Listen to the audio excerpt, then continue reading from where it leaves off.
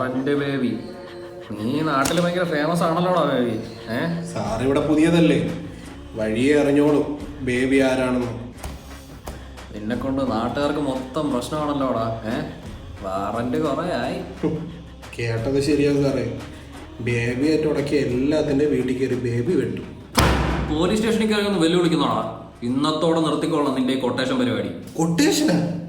എന്തോന്ന് കൊട്ടേഷൻ? എന്റെ പൊന്ന് സാറേ, ഈ വെട്ടി കേസ് എന്നൊക്കെ പറഞ്ഞ് എനിക്ക് ദേഷ്യമുള്ളൊരു പറമ്പിൽ കയറിഞ്ഞ കൊല വെട്ടും.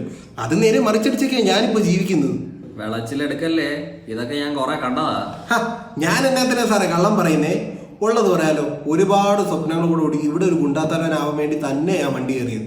പിന്നെ ഇവിടെ എത്തിയപ്പോ എല്ലാം മണ്ടത്തരായിപ്പോയെന്ന് മനസ്സിലായത്. തെളിച്ചു പറയടാ. അത് ഈ ഒറ്റയ്ക്ക് ഗുണ്ടായസം കാണിച്ചൊരു ഗുമ്മ കിട്ടൂലെന്ന് പറഞ്ഞാ ഇവന്മാരെ രണ്ടിനെ കൂടെ കൂട്ടിയത്. അന്ന് കുഴിച്ചിടേണ്ടി വന്നു എനിക്ക്. ആര്? എന്റെ സ്വപ്നങ്ങള്. നിന്ന് കഥാപ്രസംഗം പറയാതെ തെളിച്ച് പറയണേ. സാർ ഇത് കേൾക്കണം, ഞങ്ങളുടെ ആദ്യത്തെ വർക്ക്. എടാ നമ്മുടെ ചെറുക്കൻ ആ അലക്സും കൂട്ടനും തട്ടോന്ന് പറഞ്ഞോണ്ടല്ലേടാ നിന്റെ അടുത്ത് കൊണ്ട് നേപ്പിച്ചത്. അപ്പൊ അവനെ നീ എന്തിനാ തട്ടിയത്? എന്റെ പൊന്നാശനെ ബുദ്ധി ഉപയോഗിക്കും. എന്തായാലും അലക്സും കൂട്ടാലും അവനെ തട്ടും. ഇപ്പൊ അങ്ങനെ തട്ടിക്കഴിഞ്ഞാൽ അമ്മമാർക്ക് അതൊരു വിജയമായില്ലേ. ഇപ്പൊ നമ്മുടെ ഇറക്കിനെ നമ്മളതിനെ തട്ടിയപ്പോഴത്തേക്ക് അമ്മമാര് ചമ്മിയില്ലേ.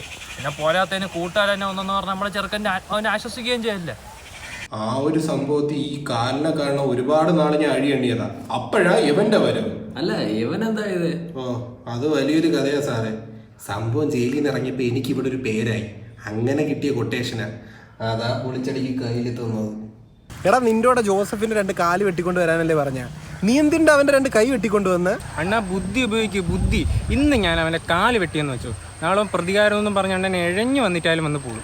എന്നെ? പിന്നല്ലാതാ. ഇനിയിപ്പോൾ അവന് പ്രതികാരം ചെയ്യണമെന്ന് തോന്നിയാലും അവൻ ഓടിയോ ചാടിയോ വന്നാലും അണ്ണന് ഒരു ചുക്കും ചെയ്യാൻ പറ്റില്ല. കാരണം അവന് കയ്യില്ലല്ലോ. ഈടാ ഈ നിർഗുണന്മാരൊക്കെ എങ്ങനെയാ എന്റെ നെഞ്ചത്ത് തന്നെ വന്ന് കയറണത്? അയ്യോ, എന്റെ 10 വർഷത്തെ പോലീസ് ജീവിതത്തിൽ ഇത്ര ഗതികെട്ട ഒരു ഗുണ്ടാക്കഥ ഞാൻ കേട്ടിട്ടില്ല. പണി തരൂട്ടാ. ഒന്ന് പോടാ കോപ്പേ. അതിന് ഞാൻ പോലീസ് ക്വാർട്ടേഴ്സിലാണ് താമസിക്കുന്നത്. അവിടെ വെട്ടാനായിട്ടൊന്നുമില്ല.